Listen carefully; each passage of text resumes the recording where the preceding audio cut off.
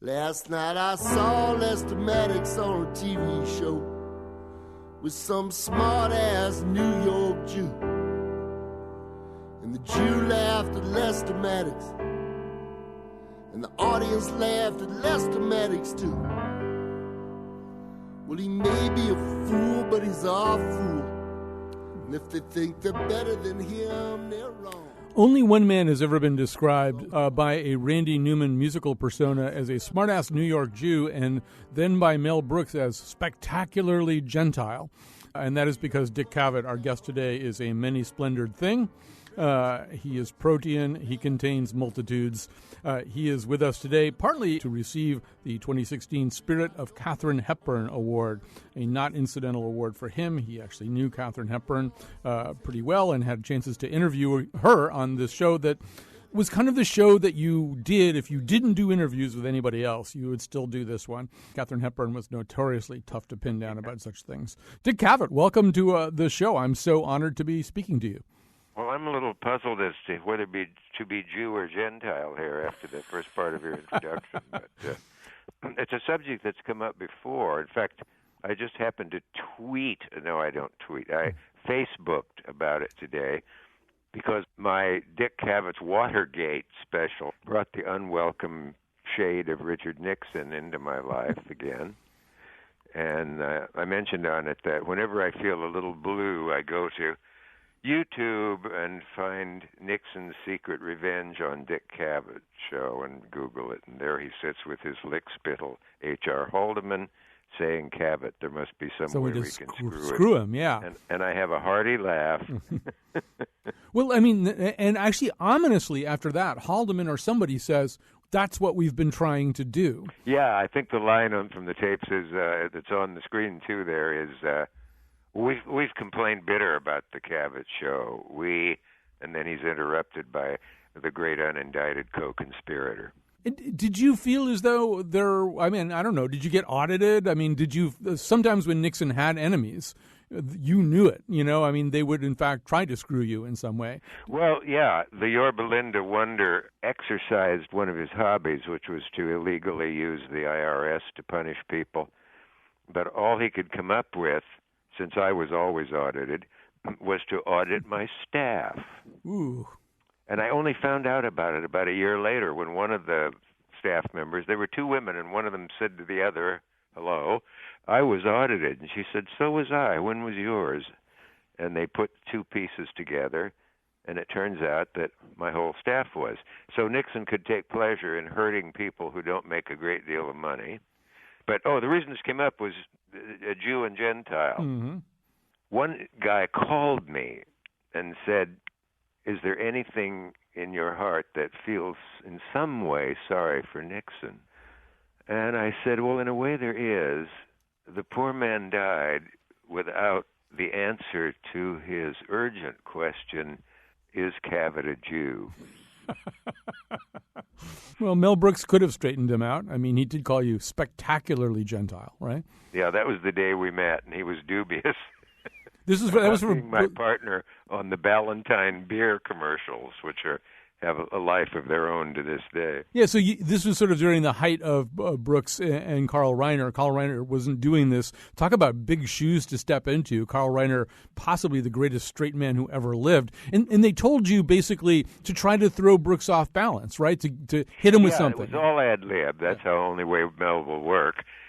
And a talent scout from the ad agency for the Ballantine beer commercials came down and saw me at the bitter end in my early nightclub days, and I was heckled, and so my ad-libs with the heckler convinced her that I was the one to work with Mel, and it was great fun. God, I don't know if those original unedited tapes exist, but they were a gold mine of stuff. I know that somebody wrote to the company saying that he resented having to buy so much crappy beer in order to keep the commercials on the air.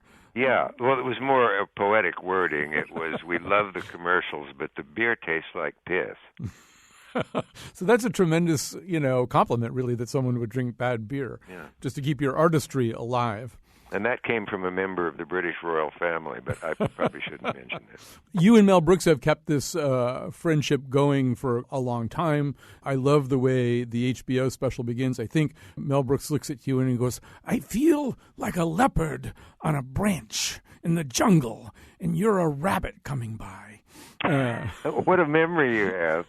Yeah, I warned the viewers if they tune in the Watergate show that it might not be as funny as Mel Brooks and Dick Cavett together again was, that Nixon and Cavett together again would not probably reach that level of hilarity.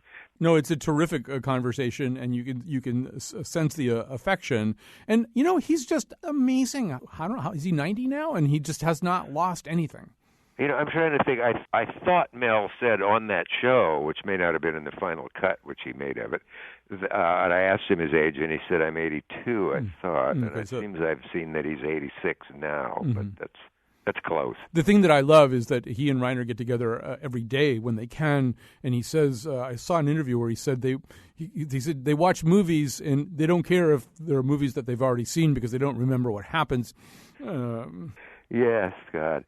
Well, actually, my wife, Martha, one night we were there doing that show with Mel, said, "Did you know that your wife is quoted in an article I read, Mel, that whenever I heard his key in the door coming home, I knew that the party was about to begin."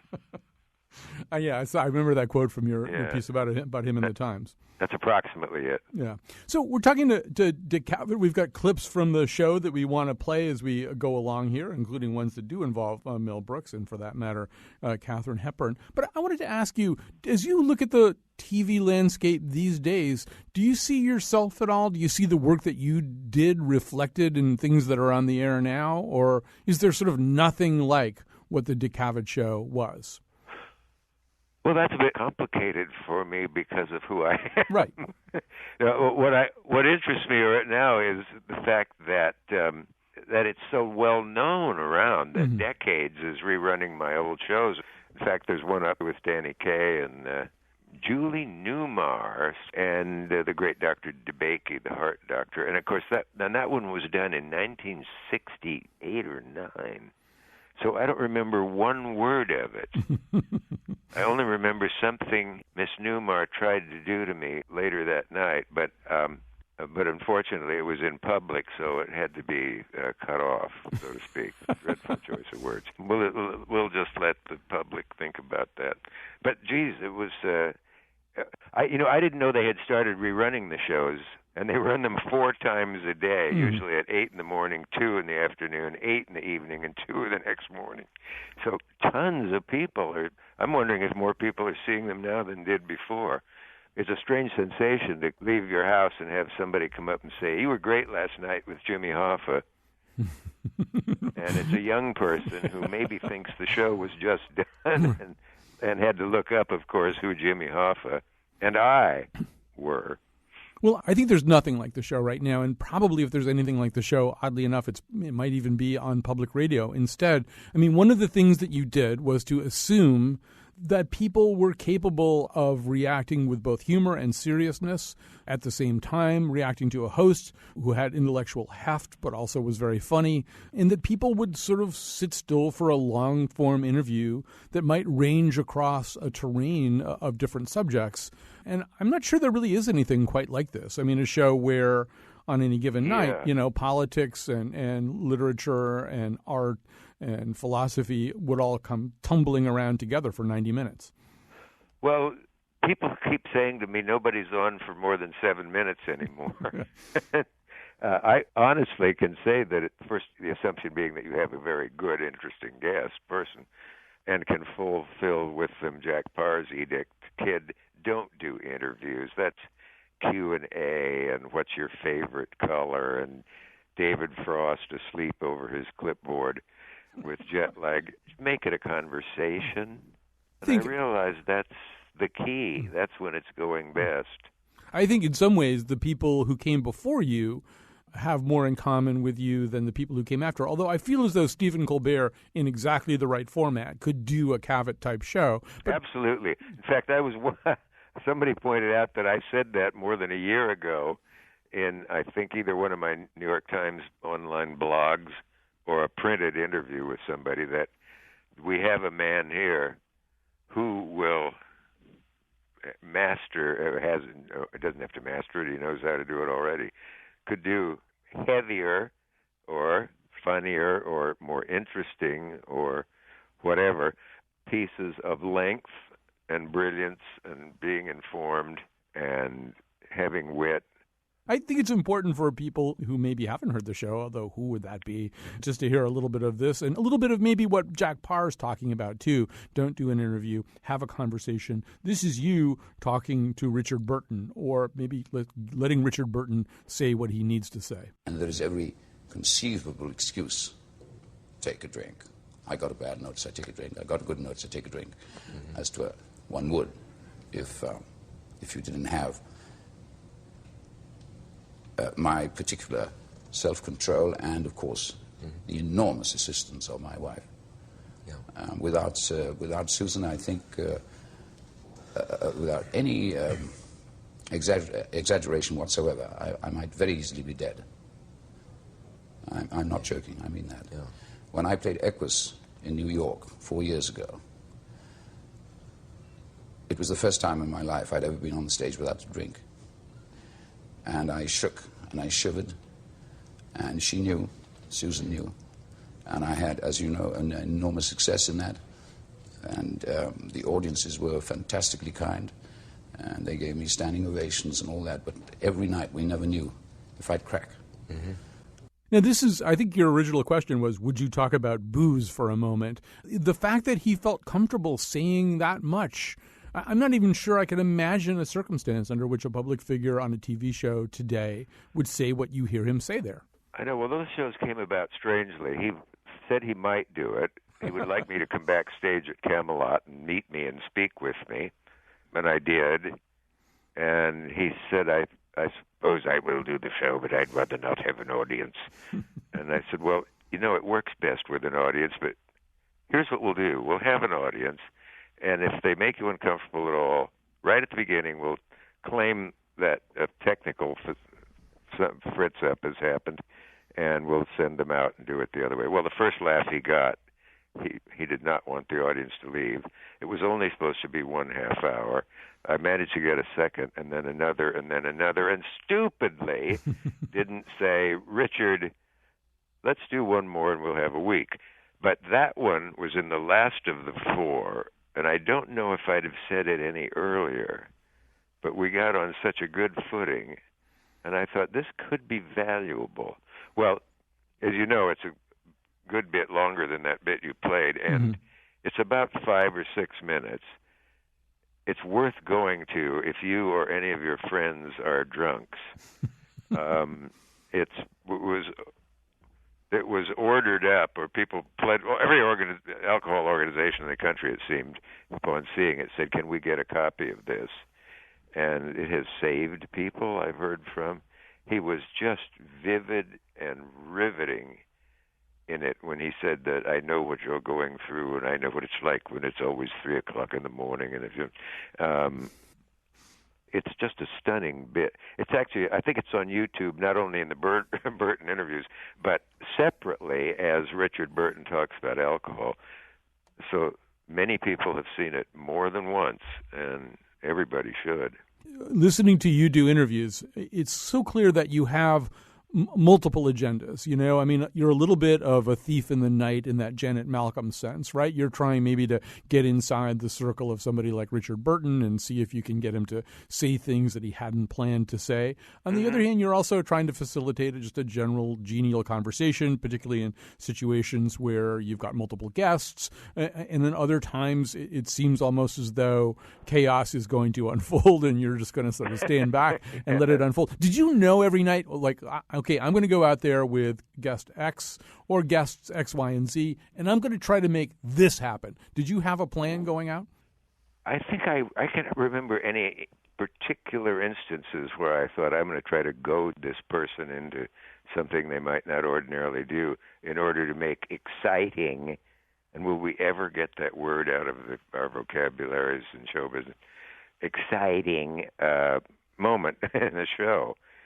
I have to say that I think most of them came spontaneously, having gauged what footing I was on with the person at that time. I mean, I wouldn't trade anything for the night when I said, and this DVD is in one of my boxed sets.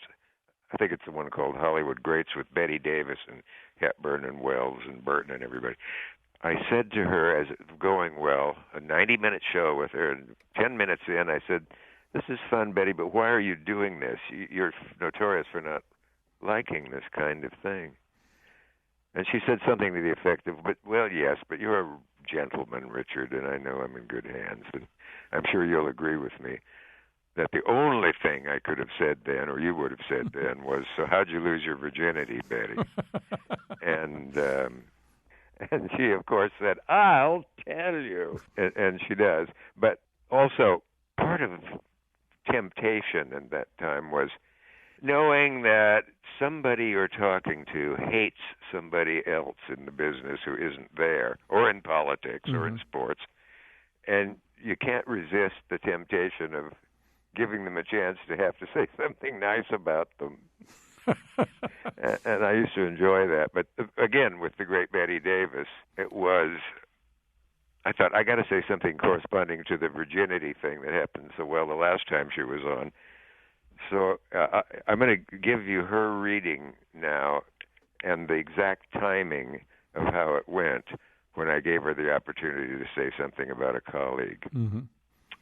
So, Betty, who's the worst pig you ever worked with in the movies? Miriam Hopkins. Do you want to think about it, Betty? Do you want to think it over first? Yeah. We could rephrase that a little. And she went on to say why and what an ungenerous actress she was.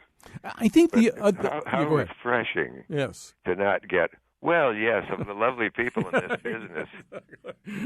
Yes, he wasn't going to try to paper this over in any particular way. So I doubt if I could ever have gotten anybody to say anything bad about Jack Benny, the most beloved man, most generous man, most helpful man who gave money to people who were down and out. And it was just, everyone loved Jack Benny. He occupied the opposite end of the scale from, well, I don't want to say his name, but his initials are Danny Kaye. Well, although one of the pieces that you wrote for the Times, you talk about, and this is a Jack Benny I can't picture, watching Benny. I think you saw it, or maybe you heard about it. Watching Benny about to go out on stage with Carson or somebody, and taking a stiff drink. Either with Carson or Jack. It would have been in the same part of the floor of NBC there outside the studio. Yeah. And just taking a stiff drink. I'd almost forgotten it. Yeah, it was. I was standing there by the officer's phone outside studio, the cop sort of, and Jack was leaning against Mr. Benny. Was leaning against the table there, and then he said to some guy whose name was also Don, like his announcer, "Oh, Don," and Don went, "Oh yeah, right away, Mr. Benny," and went off and brought back about 3 inches of pure scotch in a tumbler with maybe an ice cube in it, I think I remember. And he downed it and went out onto the show. And I thought, Jack Benny, the most relaxed, calm, together person in the business, took a drink. I like the line that was George Gobel's favorite line when he did. You don't go out there alone, he said. I was just going to try to prompt you to do that one. You're one step ahead of me. I'm sorry. No, that's all right. It's your punchline. You say it when you want to. I'm so impressed with your, what somebody would call research here, right. But I think it's your memory. It's one or the other. So Dick Cavett is here. We've gotten way off track because Yeah, there was something about Miss Hepburn as stagehands call her. Right. And also, my game plan had been mainly to talk about the pommel horse in Summer Olympics. Yeah. Do you think I could ever have been there? I don't know. How good were you? I was very, very good, as was Woody Allen, who people would be surprised at. He was a born athlete. Yeah. Woody plays an ectomorph, but is in fact a mesomorph. I mean, he's muscled and adept and a good boxer and a good... Anyway, I was a very, very good gymnast, and, it helps to have the perfect body. And I was just really good on the horse. And I won, here's a technical term, I think I won the gold medal because of my triple rear dismount. Mm-hmm. A phrase that doesn't leap to everyone's ear or tongue. Or not in that context, anyway. Yeah. Yeah, there is something erotic about it, isn't there? Right. So that was in Nebraska. You were the gold medal champion of the pommel horse. State champion, yeah. State champion in Nebraska. And, of course, gymnastics in those days, any audience we had standing around, we always outnumbered. And then that 1 year in the Olympics with just before Mary Lou Retton, Olga Korbut, I think it was. That team put gymnastics all over the world in flashing lights. Did anybody explain to you at any point what a pommel is? It doesn't really come up in any other context. It's the handle. It's the handle, okay. Yeah, so you did know that. But it comes from a real horse. You know, the pommel that you're not supposed to hold on to while you're riding, that the rope can be around. So both horses have pommels. All right. See, I learned something. It's something I probably don't parade your knowledge. No, it sounds like something I probably actually should have known, but I didn't. So there. We're going to take a quick break while Mr. Cavett recovers from his shock. We're going to be back with more conversation after the proverbial this. Oh Lydia, say have you met Lydia? Lydia the tattooed lady. She has eyes that men adore so, and a torso even more so. Lydia, oh Lydia, that encyclopedia. Oh Lydia, the queen of tattoo. On her back is the Battle of Waterloo. Beside it the wreck of the Hesperus too. And proudly above waves the red, white, and blue. You can learn a lot from Lydia. La, la, la.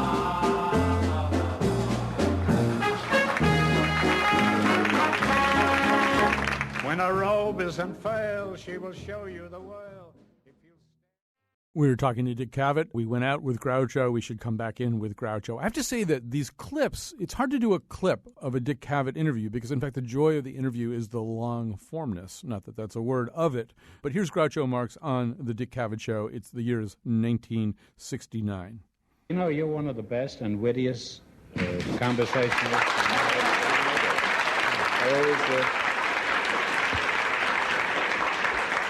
I always thought you were. Speaking of the I wasn't speaking of anything. I'm talking about an old broad in the hotel. But I'm sure she appreciates it. She's very rich, she told me, too. Well, that puts it in a different light. Yes, it does. Yeah. I don't know if I'd get any of it. I mean, of the money. I knew that was an incomplete sentence, and I was... I got that from a judge a few weeks ago. Really? An incomplete sentence? Yeah. Was there much... But he said, don't worry, you'll be back. May I ask a question? You know, it's all right with me. All right, that's Dick Cavett and Groucho Marx. So you've had a lot of exposure to Groucho Marx. You wrote for him. You befriended him. He befriended you. You had him on the show. You made him look bad on the pommel horse, the relationship. And I've always felt as though there's sort of him and then there's everybody else, right? I think to those of us who just really admire him and think that there is him and then there's everybody else, it's hard to imagine knowing him. So, go ahead. Run with that. Well, that was the lucky part of it all.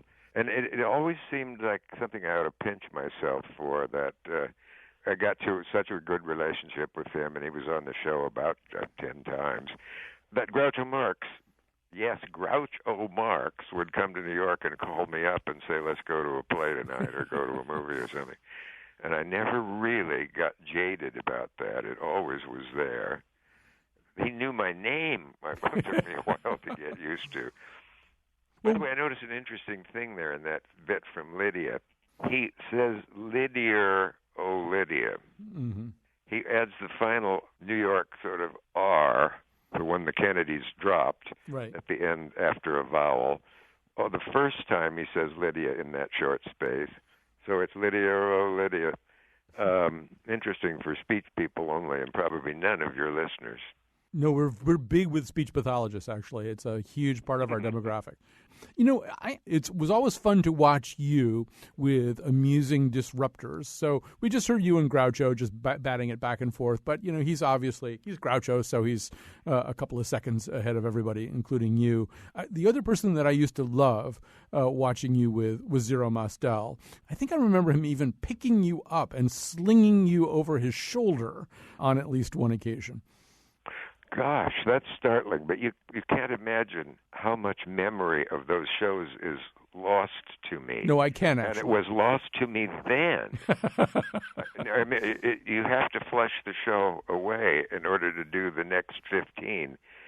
And one night, Johnny Carson, when I was on with Johnny, who would have me on the Monday after a particular Cavett show was canceled, and would always say, this one better work or it's going to be Armed Forces Radio for Richard.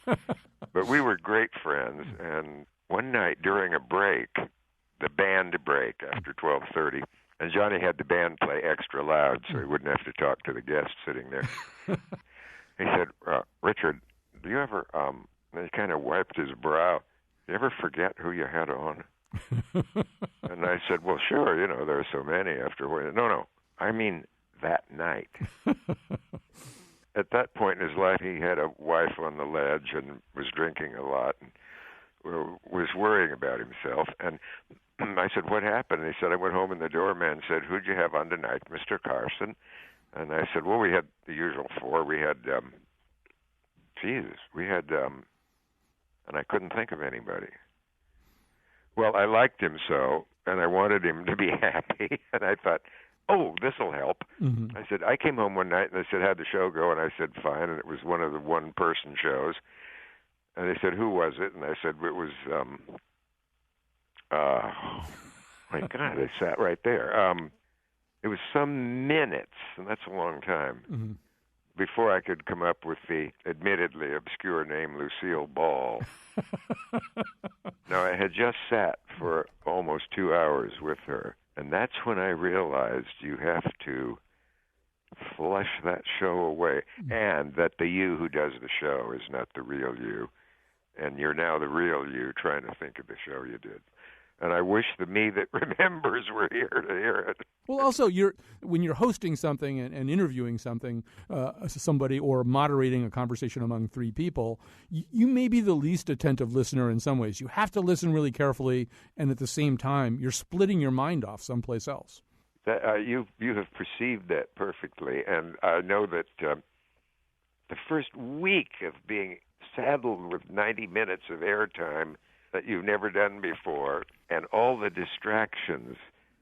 The audience sees two people chatting. It looks easy. But I could see the person on the other side of the room who quickly lettered a sign to me and then took it down before I could read it. And I wonder if I'm supposed to go to commercial. And I'm wondering if I've just said something that I wanted to say or if I haven't actually said it yet. And you look at the guest, and the guest's lips have stopped moving. And you think, what on earth were we talking about? If it was commercial, if you could go to commercial, I would, but sometimes you couldn't. I relied so much too heavily on my notes mm-hmm. that I would ask something, they would answer it, and then I would, instead of following up, go to the next thing. And then go to the next thing with all these distractions that made me not actually hear what was being said. So that the effect was, I can almost claim I saw myself do this. So, Dick, we opened the old rusty trunk that we dug up, and you'll never guess what we found inside. Do you have any hobbies? It's reassuring to hear that Dick Cavett has had this problem. For all of us who have made all of this whole series of mistakes that you're describing are all very familiar to me. So there's anxiety and recognition in my laughter as well as genuine amusement. Well, and that's not where it ends, because if you're foolish, you go home and watch it play back. No, never do that. Yeah, were you actually able to watch your own show? The pain of it is, oh, the guest just said that. I hope I said, I didn't. Oh, God, why did I say that instead of, that was no lady, that was my wife? You think it's something funny that would have worked, and you didn't say it. Yeah, although you kind of are the guy who thought of it. I mean, that's what you're famous for, really. Your history is, includes 20 comebacks that everybody wishes they thought up on the spot. You actually did. There's the famous one with Norman Mailer, and people forget that after you said "fold it 4 ways and stick it where the sun don't shine," he said something like, "Did you think of that yourself?" You said, "I have to explain Tolstoy to you," which is a great little cap on top of that joke. Do you mind if I correct you on the air? Go right ahead. Everybody else does. It's interesting that line is virtually always remembered as you said it. Mm-hmm. And once a journalist said, "Is this the right wording?" And I said, "Well, I can help you with that." Mm-hmm. Almost everyone remembers it that way. The way it was, why this crazy thing came into my head, I'll never know, but I heard myself say, when he said, "Why don't you read the next question off the question sheet?" And I said, "Why don't you fold it 5 ways and put it where the moon don't shine?" And I maintain that stick it would be vulgar. But I don't know where it came from. Right. Did I hear it once before in my life? Was it from Nebraska tribal memory of some kind? I do not know. What is it the Twain says about the difference between the wrong word and the wrong word? It's the difference between the fire and the firefly or something like that. It's Mark Twain, yeah. And I looked for it in his fabulous essay, the funniest essay ever written and most educational, maybe, for writers, Fenimore Cooper's Literary Offenses. And it's online. Everyone should read it at least once. I read it every couple of years at least. But in another essay, I think talking about Cooper and his ability to hit invariably the wrong word for something, I can assure you the right quote is, "The difference between the almost right word and the right word is the difference between the lightning bug and the lightning." I had the wrong bugs. I feel very bad. I do remember Twain and the Fenimore Cooper thing. One of my favorite Twain assessments of people was when he said Wagner's music isn't as bad as it sounds. And with Fenimore Cooper, didn't he say that people who would really admire him should try reading him? He said that in effect, yeah. He cites at the beginning of it 4 great scholars from Yale and elsewhere commenting on the fine writing of Fenimore Cooper. But one of them particularly, he says, let's say his name is Mr. Butler, it's surprising that he could say this about Mr. Butler's writing without obviously never having read any of it. So that isn't the exact wording, but that's the gist. That's a devastating essay, and you can learn a lot more about writing than you could at Trump University.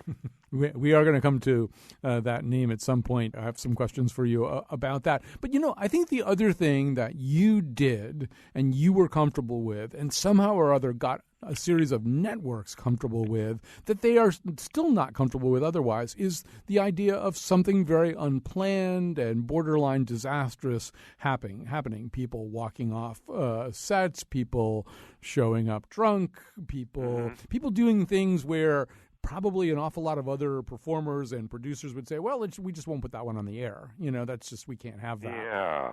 How did you ever persuade ABC et al. to we're going to put stuff like that on the air. It's going to look like the show completely fell apart. It'll be the show everybody remembers. Once that happened, it was a week-long battle because I had done a show with, was it the Chicago 5, yeah. Abby Hoffman and company, and they weren't going to air the whole show. Mm-hmm. And I somehow managed to let the word leak out to the press, and it did air reluctantly. The other bad one was when I got them the biggest rating at the time you could get by getting John and Yoko to come on. Mm-hmm. And they came back. Yeah. And when they came back, John had promised a song, and they selected Yoko's feminist composition, "Woman is the Nigger of the World." And the audience loved it. And afterwards, a shaky-kneed ABC executive said, "That's not going to, of course, be aired." And I said, just for fun, "Yes, it is."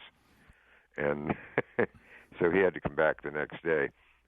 They came back with a proposal that I would say something ahead of it, since I also had gotten quotes into the press, that getting the Lennons was great and to censor them was not.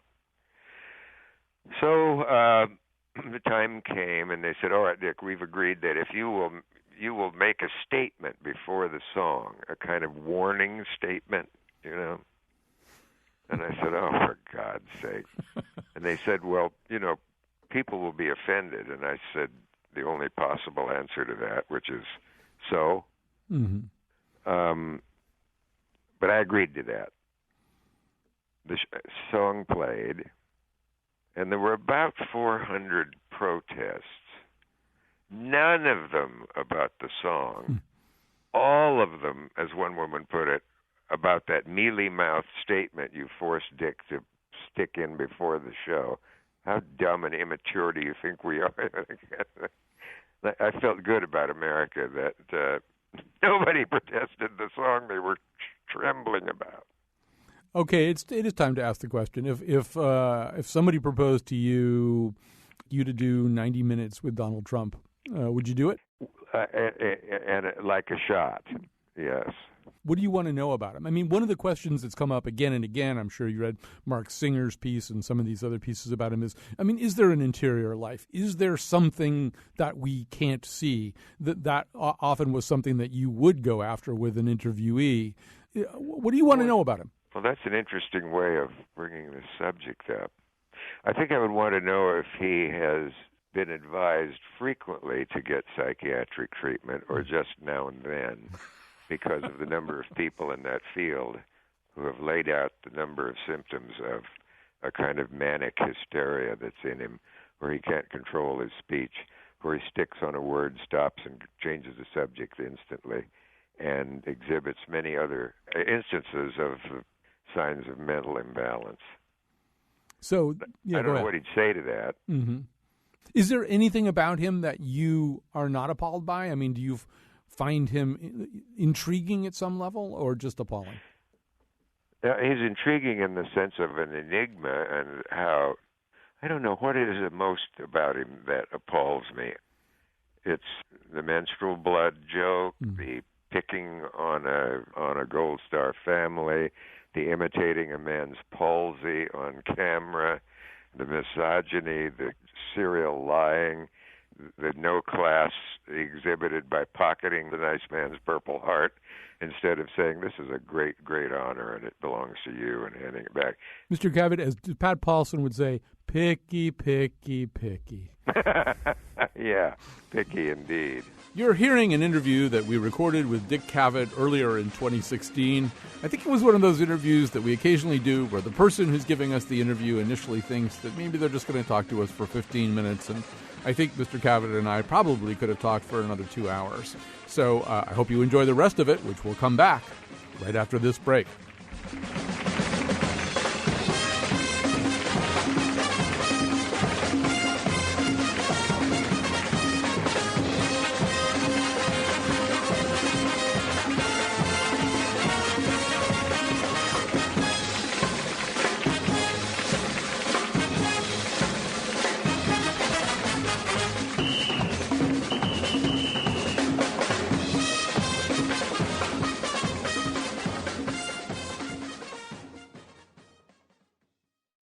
All right, we're back. We're talking to Dick Cavett. I have to say some thank yous here. Jonathan McNichol has been the technical producer of the show. Betsy Kaplan is the person who put it all together and has made me sound perhaps a little bit more smooth and knowledgeable than I deserve to sound. So, first of all, you did interview Katharine Hepburn, who was a notoriously difficult person to get to do an interview. Was there anything in particular that you said to her, or some way that in which you importuned her that made her do it, or did you just have that kind of standing at that point? My earliest memory of how that came about was I was at a party, not to name drop, at Edward Albee's place on Long Island, and an interesting-looking middle-aged or more woman came up and put her hands on my face and pushed all my features to the center of the face and said, and I found this annoying, and she said, you don't know who I am, do you? And I said, Betty Crocker, the only name I could come up with. And she said, no, I'm Irene Mayer Selznick, and I'm Kate Hepburn's best friend, and I'm encouraging her to do your show. I heard that it's a possibility. And after several phone conversations with Miss Hepburn, as the stagehands always pronounce it, And I said to a stagehand, "How is she? I haven't met her yet." And he said, "She's great, Hepburn. She's regular. She'll say hello, how are you?" So that's my imitation. Anyway, we talked, and at one point she said, "Well, of course, if we don't do it and we don't like it, we'll just burn the tapes, won't we?" And I said, yeah. Greenbacks winging out the window in the thousands. And then, as is probably known, she agreed to come in and see the studio. No guest ever did that. I think we might actually have, I'm not sure if it's actually happening right at that moment, but we have a clip at least of her. It's like the Vietnam peace talks. She's talking, I think, about the table. And we have a table that John? nobody answers Can in we get this business. table with that doesn't wobble here? Sure. Right now? Like Yeah, nail it down. like a butterfly. Nail it down. What if you want to get up and dance? What? You may want to get up and move the table aside. No, I wouldn't move You'd the never table wanna move the aside. I table. want to put my feet on it. Yeah, it's a hell of a good idea. You know, this is, haven't you got something we can put our feet on? Some Switch the other one. This one move that up? Nail it down to the floor. Okay. and if This that- might be this is better. a little solider. Move it out. Move it out. Put this out. I have a card. I've been in the business so long, I don't want any complaints from the unions. Is that one wrong? I'm an honorary member. That's right, you are. Yeah, this is heavier. That's better and better for feet, I think. Is this all your stuff? Yeah, well, On me. I just wanted to show you. This is what it would look like sitting there. Yes, that's better. That's all right. That's great. Yeah. We should have thought of this before. Where were you when I needed you? So I know of your great dislike for overworked phrases in contemporary parlance, but the phrase high maintenance does come up here, I think, listening to... Yes. That was one of my smartest and dumbest ideas. She still had not agreed to do the show. She was just in to look over the premises. And we were going to do it 2 days later, and so that's why I'm dressed the way I am. And it's the thing is, though, that I suggested it, taking a big chance, but thinking, well, she doesn't know television at all. She won't know what the red lights on the camera mean. She probably isn't going to do the show. Seems the way the wind is blowing. So let's have a souvenir of her coming in. And they taped it. And then I felt I had to tell her. Mm-hmm. And then I felt I'd hear, "Well, goodbye forever, Mr. Cavett." And what she said was, "I'll have someone come in and look at it. It may not be a bad idea." And someone came in and looked at it. And it was reported to me that someone had a bush jacket and slacks and familiar-looking sandals and a babushka around her head that concealed just about all but her eyes. And, of course, we'll never know who it was. No, could have been one of the sisters. She had 3, I think. Yeah, it could have been. Anyway, she said she would do it, and as we know, spectacularly did. Mm-hmm. My favorite moment of it is the one where I told her, "You don't remember me, do you?" In effect, we were in a play together at Stratford. She said, "Well, I'm told I should remember. What was it?" And I told her. And I told her I had one line in The Merchant of Venice. "Do you remember it?" I said, "Gentlemen, my master Antonio is at his house and desires to speak with you both." And a familiar voice said, "Is that how you said it?" And then she looked all apologetic at the huge laugh. Well, we almost have to go here. Where I'm crestfallen that we are I'm sorry. out of time. It seems No, like we only got together. That's how I feel too. Well, I could just do a Richard Burton thing and squeeze another half an hour out of you, but I'm not going to do that to you. Well, listen, I'll do something that's one of the nastiest things you can do to a guest or just about anybody, and I learned it from Walter Matthau. Suppose I disliked you throughout this, but pretended I didn't. Mm-hmm. And just at this point, I would say, "Well, thank you, Colin, is it?" Well, the other thing you could do is say, in the words of Groucho, "I've had a wonderful time. Unfortunately, this wasn't it." Yeah. But it's been great to talk to you. I know we do encourage people, by the way, to just go on Amazon and type in Dick Cavett, and you're going to get DVDs and books, and I think their steaks, they're much nicer than the Trump steaks. They're chewed more thoughtfully. I should think, yes. The Cavett and Stakes. the fact that the shows are on decades is so strange because, again, it's made me realize how much I forgot. Somebody saw me with Jimmy Hoffa the other night, and I remembered. Do you have a minute? Yeah, well, for you, of course we've got a minute. Oh, okay. We'll play the ending music over again. Go ahead. Yeah. Well, my Jimmy Hoffa show caused a lot of unhappiness from people who thought, why are you putting this swine on the air, you know? And I said, it was interesting, and then I found later that the one place it really didn't go over, well, let me put it another way. I was at a party at 21 after the Hoffa show, a week or two after, and every face had been on Time or Newsweek's cover. Everybody. There was Mike Waltz. There was Walter Cronkite. There was the Premier of France. There was Gina Lollobrigida. Every face was known to everyone, except the one that came at me out of the crowd with beady little eyes and said, a woman, "Who gives you the right?" And I said, "I'm sorry? Who gives you the right?" She was a little stewed. That was evident. And I finally figured out she was talking about Hoffa, and it was Ethel Kennedy. Wow. And she really berated me. It kind of drew a crowd, and I didn't know what to say. And finally I just said, well, Mrs. Kennedy, I like to have all kinds of guests on, and I think I should assure you that I don't necessarily decide whether or not to have a guest on by thinking how it's going to go over at Hyannisport. Well, that did it. Something hit the fan audibly, and a couple of people had to pull her back. Oh, dear. But behind her, Walter Cronkite was giving the bravo signal with both hands clasped and raised in the air.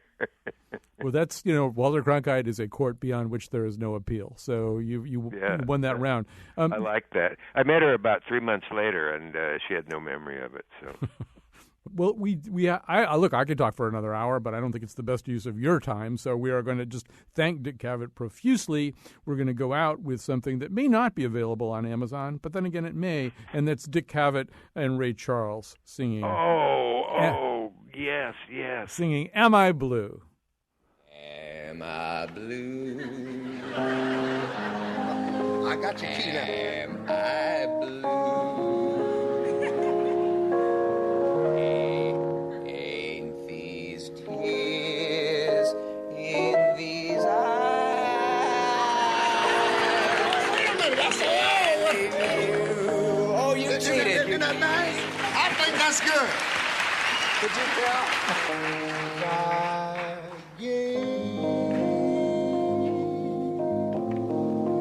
Till today. Now she's gone and we're through. Baby, now am I blue? Go ahead now. There was a time. There was a time. Go ahead. I was the only one. Now I am the sad and lonely one. Yeah, lonely one. Hang in there, baby. Get it. Was I gay? Till today. Now she's gone. And we're through. Here we go, all together now. Am I? You go first now. Blue.